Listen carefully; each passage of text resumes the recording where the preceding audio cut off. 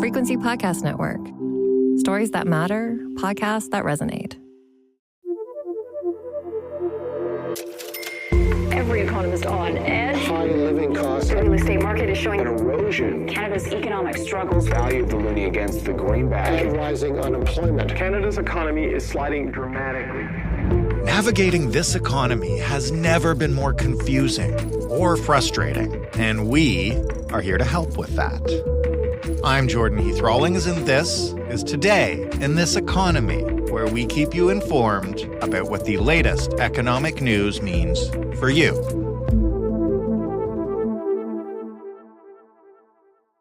New data from the Office of the Superintendent of Bankruptcy, and yes, that is a necessary, sadly, government office, shows that levels of consumer insolvency filings in Canada are approaching record highs. In some provinces, like Ontario, they are well beyond that. So today we want to explore why that's happening, how to know if you're getting close to that edge, and what you can do to prepare yourself. I'm here with Doug Hoyes, who is a licensed insolvency trustee and the co-founder of Hoyes Michael Associates Incorporated. Hello, Doug. Hello, good to be with you. Thank you. I guess I wish we had better news to talk about today. Well, unfortunately, yes, I'm of the view that we're in a recession, and it's not a surprise that unemployment rates are rising. And when both of those things are true, it means that consumer insolvencies are rising, and I suspect that's what you want to discuss today. It is, in fact, but I'm going to start with the most basic question. What is a consumer insolvency? How do we define that?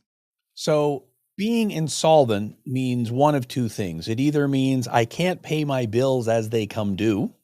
So that's the cash flow definition. And the other definition would be the asset definition. My debts are bigger than my liabilities. Now, that's what insolvency is. Bankruptcy is a specific subset of that. So we hear on the news all the time, oh, the government of Canada is spending so much money, they're bankrupt. Well, no, they aren't. You have to formally file for bankruptcy to become bankrupt. So in Canada, we have two legal forms of insolvency for people, for individuals, a consumer proposal and a bankruptcy. And I think people understand what a bankruptcy is. Okay, I lose my stuff. I think that's what a bankruptcy is. In a consumer proposal, we go to the people you owe money to and we say, hey, let's make a deal. I owe you $50,000 on my credit cards, bank loans, income taxes, payday loans, whatever it is. I can't pay it all back, but I can pay some of it back. So here's my proposal. I'll pay $300 a month for the next 5 years. That's $18,000. And the creditors agree that, well, that's better than bankruptcy. Right. So we accept that deal. So in Canada, those are the two the two legal forms of consumer insolvency. What do we know about the way insolvency is trending in Canada? You mentioned at the top, it's not looking good. You know, where is it at right now? How does that compare historically? How are we doing? It's going up. So if you were to draw a chart, the peak in consumer insolvencies in Canada happened in the 2008-2009 period. And those of us who are old will remember that was the big credit crisis, a lot of stuff happening around the world. That was the peak in consumer insolvency filings in Canada. And then we had a period of about 10 years where they were falling. Things were getting better. They went lower, lower, lower. They were starting to trend upwards in 2018 and 2019. And then again, if you're a history buff, you will remember 2020 when everything shut down. So the insolvency rate in Canada almost immediately dropped by about 50%. Because the reason you would file a consumer proposal or a bankruptcy, it's not just that you got a lot of debt. It's like, oh, I don't want the creditors taking me to court, suing me and garnishing my wages. Well, if you're not working, they can't garnish your wages. If the court is closed, they can't go to court and sue you. So we had an immediate massive drop in the number of people filing. And of course, we also had government stimulus checks and things like that kept people going. So we had a massive drop, and then it was around 2022, 2023 that the numbers started to increase.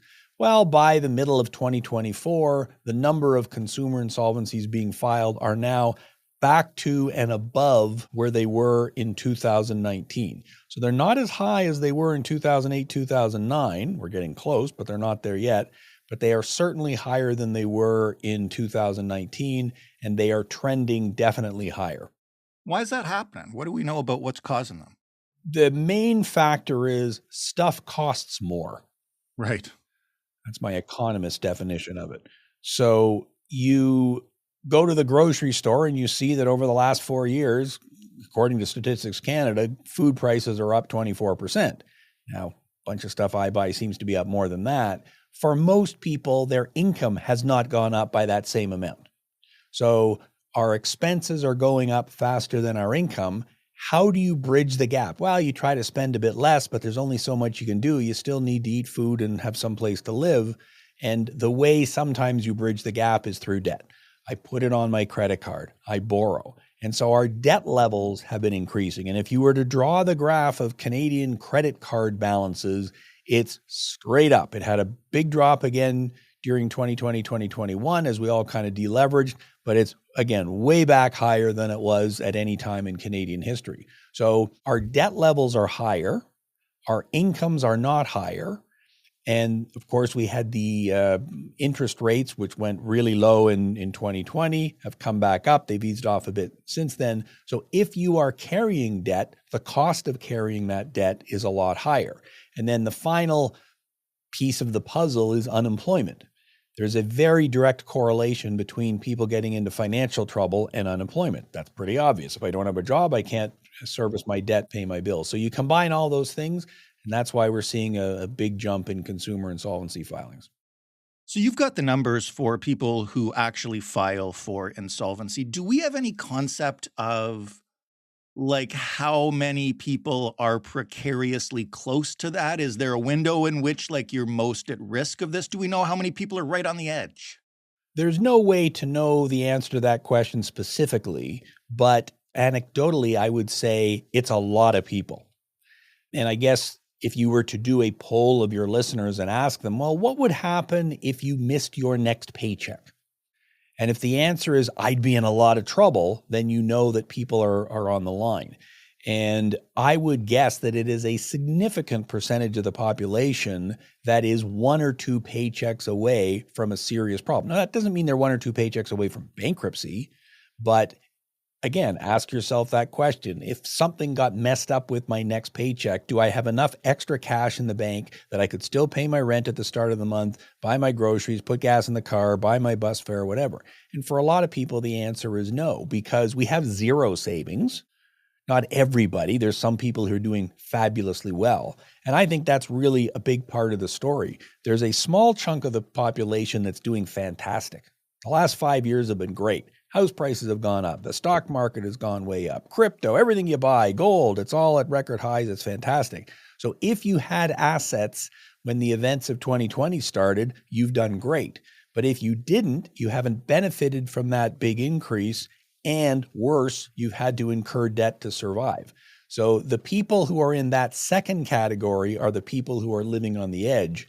And those people, there's certainly a lot more of them than there were a few years ago.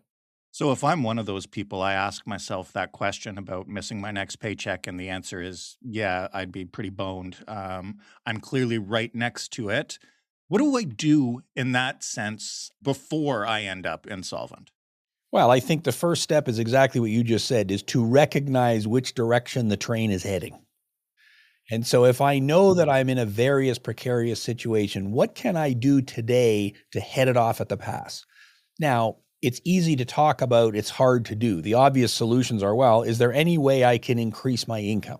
So you go talk to the boss, see if you can get a raise. Well, that may not work. If unemployment's high, then the boss is less likely to want to give you a raise.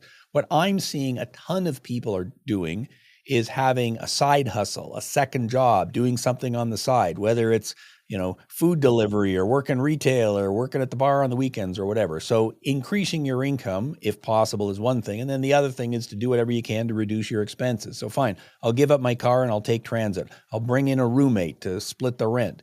If you start those processes now and can reduce your debt and perhaps build up some savings, then when that event occurs, you do lose your job, for example. Well, if you've got a bit of a cushion, you can weather the storm. So don't wait until you are unemployed to freshen up your resume. Don't wait till you're unemployed to try to figure out a way to start money. It's something you want to do well in advance. Be proactive. We had a guest on a couple weeks ago after the last interest rate cut who predicted at least a couple more cuts, some of them perhaps even by, 50 percentage points. Is that going to help with this? Like you mentioned, you're still seeing them rising, but interest rates have been dropping. Yes, and again, it will help some people, but take the example of the person who got a mortgage at the absolute best time when they could lock in for like 1.4% for a 3, 4, 5-year mortgage. Well, those people's mortgages are now coming due or will be coming up for renewal in 2025, 2026. Even if interest rates have dropped a couple of points, they're still going to be paying potentially a couple of points more than what they had originally. And we're already seeing it with people who had variable interest rate mortgages, for example. They went up right away. They're easing back a bit. But to go from a 2% mortgage to even a 4% mortgage interest rate is a massive increase. Now, it's not double the way amortizations work, but it's a big thing. And I've met with tons of people who are paying $1,000, $2,000, even more per month on their mortgage. So unless your paycheck has gone up by that much, it's not going to make a difference. So the answer to your question is, well, if my mortgage payment went up by $2,000 and then with lower interest rates, it comes down by $500, I'm still a lot worse off than I was 2, 3, 4 years ago. It's kind of like inflation. Oh, inflation's only 2% now. That's great. Yeah. All that means is prices are only going up by 2%. It doesn't mean they're coming down.